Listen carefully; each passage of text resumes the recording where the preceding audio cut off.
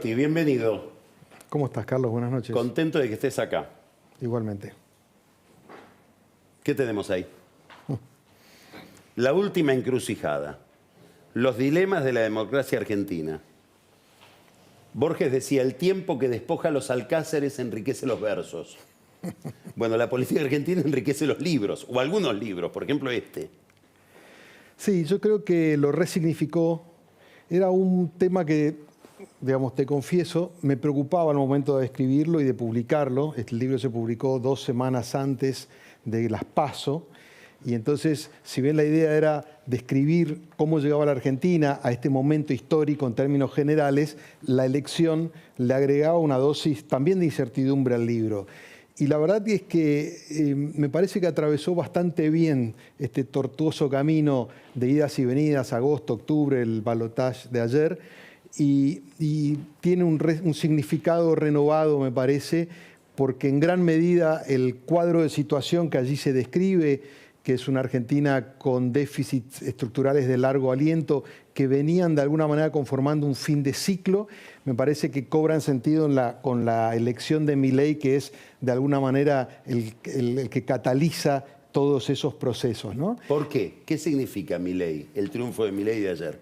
Mira, yo creo que el triunfo de Milei conecta con algo que decías recién en tu editorial, que es un proceso que a mí me llamó la atención bien al principio y que tiene conexión con la génesis del libro. El libro empieza a tener alguna forma, porque antes eran solo ideas sueltas, a partir de la constatación de los sondeos y estudios cualitativos post-pandemia, estoy hablando del 2021, en el cual empieza a verbalizarse muy sistemáticamente la idea de que la Argentina tiene problemas estructurales y la gente identifica a la Argentina no solamente tiene problemas con el gobierno actual o con el anterior, sino que empieza a verbalizar la idea de un fin de ciclo. Y una frase que a mí me quedó, que aparece siempre, que es: esto así no puede seguir más. Esto yo creo que venía acumulado y post-pandemia emerge con mucha nitidez y unifica de un modo muy excepcional a la sociedad medida en estas encuestas, a la dirigencia, a los intelectuales, académicos. Todos empiezan de alguna manera a moldear esta idea. Y hay un dato correlato hoy, mirado con retrospectiva, que a mí me había llamado la atención después de la elección del 2021, donde Milei hace su primera jugada en Capital, que saca creo que 17%, hay un proceso muy curioso en los meses posteriores, donde él rápidamente nacionaliza su figura y en poco tiempo, yo te diría que en 4, 5, 6 meses, él tenía alrededor de un 17% a nivel nacional.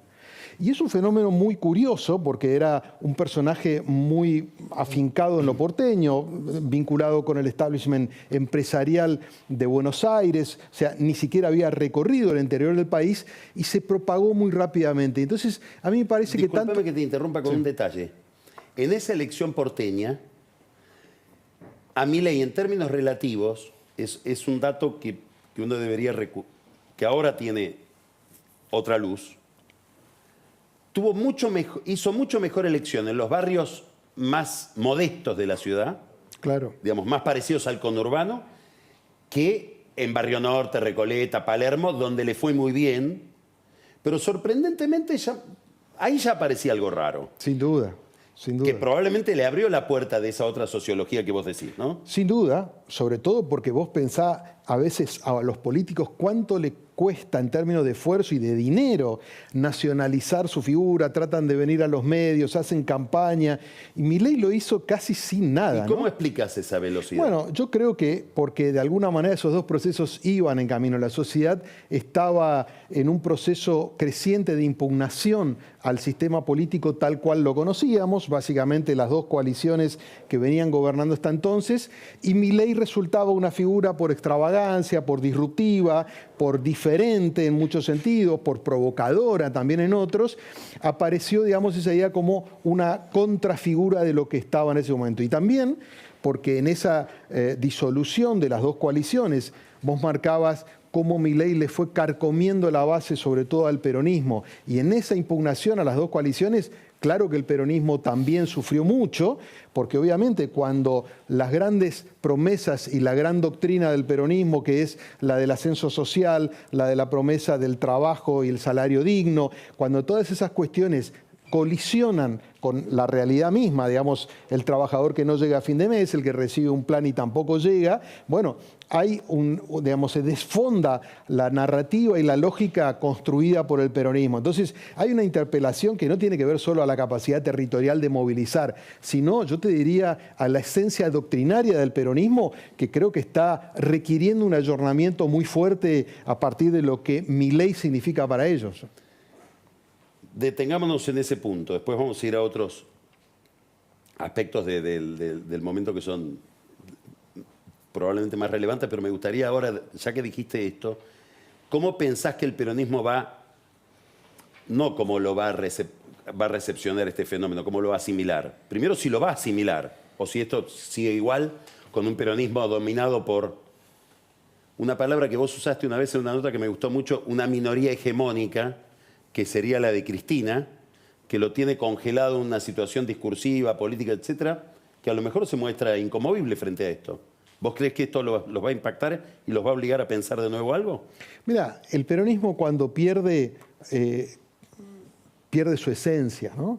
Yo recuerdo un discurso de fin del año pasado, donde estaba Cristina con dos intendentes y estaba Musi de Berazategui, y Musi hizo una arenga, era un momento que venía muy mal el oficialismo, y Musi hizo una arenga casi al borde de las lágrimas, de la emoción, diciendo, muchachos, no podemos perder, o sea, perder es catastrófico para el peronismo, porque de alguna manera es un partido, una fuerza, como querramos llamarlo, pensada para gobernar. Entonces, lo sufre más que cualquier otra fuerza. Entonces, cuando cae derrotado, aparece todo un proceso de catarsis, de recomposición de todos los actores. Yo creo que es probablemente lo que ocurra. ¿A quiénes ves ahí? Bueno, a mí me da la impresión de que hay un sector que va a ir a refugiarse en la resistencia. Parece que ahí va a estar el kirchnerismo del Congreso, va a estar probablemente Axel Kicillof. Y después creo que va a haber otros actores, en particular los gobernadores, que van a tratar de, digamos, de salvar lo que a ellos siempre les interesa, que es las arcas de las provincias, y van a tratar de negociar. Milei les puede ofrecer oportunidad porque ellos les pueden de alguna manera prestar parte de la gobernabilidad, ¿no? Y después habrá que ver qué pasa con Massa, porque Massa hizo una interpretación de esta derrota, me da la impresión, más allá de que obviamente está golpeado, me da la impresión de que él hace una lectura de que él se lleva un capital político que en algún momento lo va a poner en juego. Digo, porque ayer pareció la idea que dejaba, digamos, la actividad. Yo no creo para nada eso, que en todo caso va a tratar de ver cómo se recicla. Pero yo veo un periodo. ¿Vos crees que es cierto lo que Massa sabe de sí mismo? ¿Que tiene algo de cierto? Bueno, yo creo que está probablemente mejor en términos relativos de lo que estuvo en otros momentos, donde tenía un techo, digamos, que no perforaba el 15% de adhesiones. Entonces, me parece que contra ese Massa que tenía un enorme desprestigio y que tenía un alto nivel de rechazo y de desconfianza de la sociedad, ha logrado engordar un poco su cosecha y ha logrado que ciertos sectores estuvieran relativamente alineados. Yo creo que el Massa de hoy vale más que aquel. Obviamente, hay que ver si tiene una nueva oportunidad como para volver a disputar la presidencia, ¿no? ¿Cómo estás viendo de lo poco que estamos viendo, porque ha pasado poco tiempo, que se va armando el oficialismo alrededor de Milei? ¿Qué cosas te llaman la atención? Bueno, estamos ante un experimento absolutamente excepcional como la situación que vivimos, ¿no? O sea, la excepcionalidad y yo te diría el carácter histórico del momento de la Argentina en coincidencia con los 40 años de democracia tiene correlato con la excepcionalidad de Milei y todas las características que vos describías anteriormente. O sea, estamos ante un fenómeno totalmente diferente. En consecuencia, todo lo que vamos a ver ahora no lo vimos nunca. Aunque querramos establecer paralelismos con distintos procesos o actores. Y lo que estoy viendo hasta ahora es, yo te diría, el inicio de la transformación de un personaje que estaba destinado a ser un candidato testimonial de 20 puntos, un tercer actor. Ahora es un presidente electo con una fuerza con características muy particulares y que entra en un proceso de definiciones crucial, yo diría, ¿no? Con fragilidad propia, admitida, con la necesidad de acordar con Macri, con un sector del PRO, y con un ensamble que todavía no sabemos cómo va a funcionar, que está en forma todavía muy precaria. O sea, los niveles de articulación son muy básicos y hay todavía dos miradas distintas, ¿no? La Libertad Avanza entiende que es el tributario del triunfo y que va a gobernar con el acompañamiento de algunas figuras del PRO. En el PRO dicen, bueno, nuestro apoyo fue decisivo, con lo cual deberíamos seguir algún esquema parecido a un cogobierno. Bueno, yo creo que ahí todavía no está claro. Sí entiendo que no va a haber un gobierno de coalición, que vamos a una formación híbrida que habrá que ver cómo la designamos, y que Macri acompaña el proceso. Hoy se volvió a reunir con Milei, todavía siguen hablando, por lo que trasciende, del resultado de ayer, de lo bien que fue la fiscalización, o sea, no están entrando al corazón de los problemas.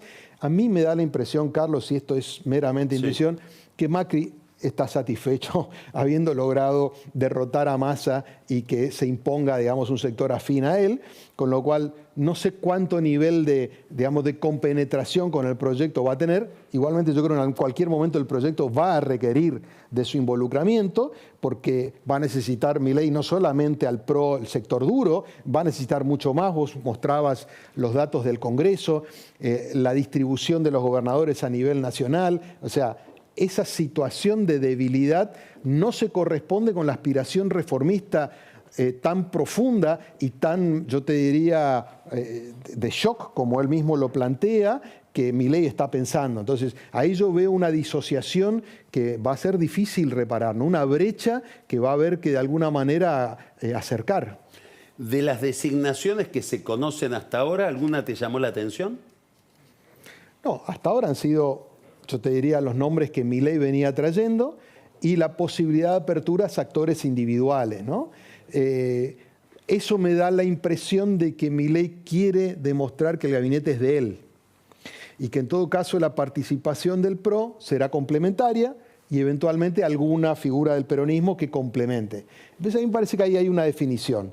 No veo ninguna de las figuras que están allí que yo te diría cambian la fisonomía de lo que podría ser un gobierno de Milei.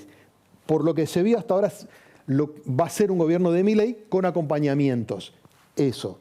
Del discurso de anoche, ¿qué te llamó la atención? Primero, ¿qué estabas buscando vos cuando lo escuchabas? ¿Qué te interesaba saber de lo que él podía decir? Yo te voy a decir lo que estaba esperando antes, sí, del que ganara. Y volviendo un poco a la lógica del momento crítico, crucial y de bisagra del momento de la Argentina, quizás está la oportunidad en el discurso de Asunción, que es comprender que la densidad y la profundidad de los problemas que enfrenta en plano económico, social y político el país requiere de cualidades superiores a las que hemos visto en los últimos mandatos. Creo que no solo por la coyuntura y las urgencias de lo que va a tener que resolver en muy corto plazo, sino la acumulación de problemas que se han venido sucediendo por decisiones, parches para tratar de llegar. Yo creo que hay un ejercicio que es muy entretenido como periodista, pero también para la audiencia, es mirar las noticias desde la perspectiva estructural coyuntural. Y te vas a encontrar con que, sobre todo en el plano económico, la gran mayoría de las noticias tienen que ver con medidas que en algún momento fueron coyunturales, previstas para tratar de subsanar algún problema del momento, que después se van derivando o se prolongan indefinidamente. Entonces, todo eso está sobreestresado y es insostenible en el tiempo. Entonces, a mí me parece que va a ser absolutamente necesario, en primer lugar, ver cómo suma musculatura, cómo suma volumen político, no solo con el PRO, me parece que va a necesitar mucho más que eso, y después yo creo que va a ser fundamental reconectar con la sociedad, volver a convencerlo a los que lo votaron, 55, pero hay un 45 que no. Y entonces me parece que ahí tiene que haber, te diría, una dosis de liderazgo, hasta histórico me atrevería a decir, y cualidades hasta pedagógicas, te podría decir, de cuál es la hoja de ruta, cuáles son los sacrificios que va a haber que hacer, cuál es el horizonte y los objetivos. ¿El discurso de ayer es el punto de partida en esa dirección o te parece que todavía no está en esa sintonía? Yo creo que avanzó.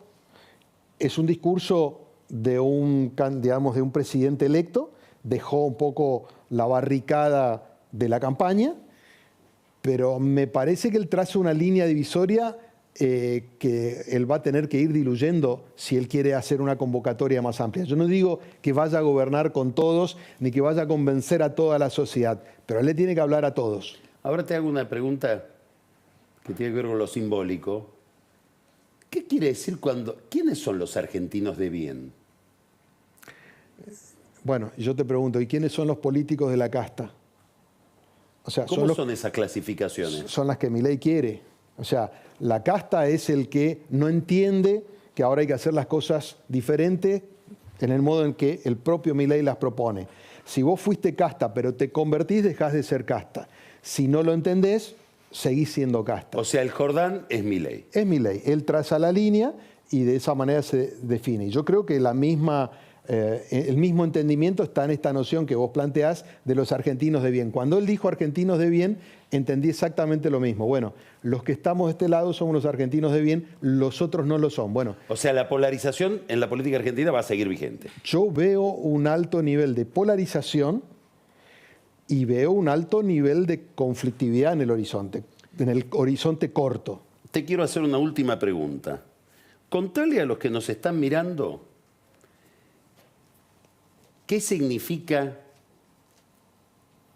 cómo afecta todo este cambio en el trabajo periodístico, es decir, en el trabajo de alguien que está al frente de una sección política de un diario. Tanta novedad, tanto cambio, nombres nuevos, estructuras nuevas, la aparición de estos fenómenos con una velocidad. ¿Qué significa para el trabajo tuyo? Bueno, ¿En qué te cambia la vida? No, la vida no, me cambia el trabajo, nos cambia el trabajo.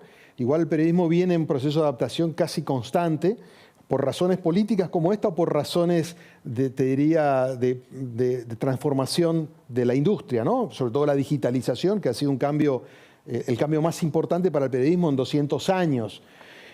Ahora, en términos estrictamente políticos, implica, obviamente, parte de esto empezamos a verlo a partir del triunfo de Milei en agosto, implica una redistribución de tareas y de funciones y fundamentalmente un replanteo del entendimiento de qué implica este fenómeno, ¿no? Uno siempre tiene la inercia de leer los fenómenos nuevos con categorías viejas. A eso voy. Bueno, y estamos frente... Tienes que conocer gente que no conocías, por ejemplo. Bueno, en principio, pero lo que a veces es más complejo es entender los modos de razonamiento y de acción. Entonces, uno tiende a evaluarlos y a categorizarlos del modo en el que lo viene haciendo. Y en ese sentido el desafío es interesante porque te saca un poco de la zona de confort y te obliga a tratar, si querés entender, después podés ponderar y opinar. Y no entender. Y no entender. Pero si lo querés interpretar para tratar de ser un vehículo, digamos, de interpretación para la gente, para la audiencia, tenés que tratar de meterte adentro de ese modo de pensar, conocer los actores, ver las dinámicas. Y en ese ejercicio estamos.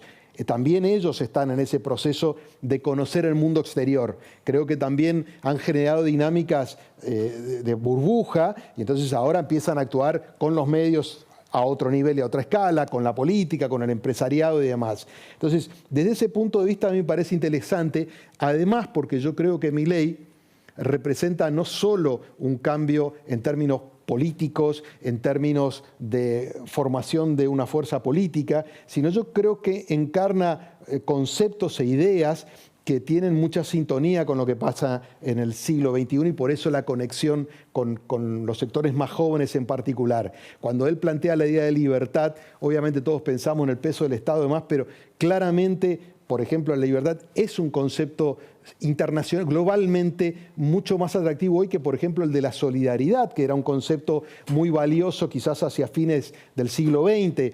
Digamos, cuando él plantea la ruptura contra el status quo, bueno, hay una dinámica, venimos de los 6 o 7 años más convulsionados a nivel mundial en términos de cantidad de protestas y manifestaciones. Es decir, él sintoniza con esas vibraciones que tienen que ver con lo que está pasando a nivel global y en la Argentina también. Entonces, no podés meramente decir, bueno, es un loco que vino a la política para hacer esto. Hay que tratar de interpretarlo. No tengo en claro si con estas herramientas te alcanza después para gobernar, porque el sistema tiene sus metodologías y sus lógicas. Y lo último que marco, porque vos un poco mencionabas el tema comunicacional, absolutamente relevante para el caso de Milei, como vector de comunicación de sus ideas de su estilo, de su estética también, ¿no? Y Milei, fíjate que es un fenómeno muy interesante porque hace una curva inversa a la que hacen los políticos tradicionalmente. Él arrancó en la televisión, o sea que fue electrónico primero, después lo complementó con lo digital y al final fue analógico, fue al acto. Al final de la recorrida, él termina con los actos masivos al viejo estilo, ¿no? La política antes era un poco al revés, ¿no? Empezaba en las bases, tratando de aglutinar, y eso te habilitaba al medio electrónico eventualmente, ¿no? Con lo cual, yo digo, no miraría a Milei con los mismos parámetros con los que miramos el resto de la política y lo que viene ahora, que insisto, no creo que sea suficiente para nada, y alguna preocupación tengo al respecto de lo que viene, porque va a ser muy complejo y todavía veo cierta inmadurez en el funcionamiento. Pero bueno, es lo que están formando en este momento mientras nosotros estamos conversando.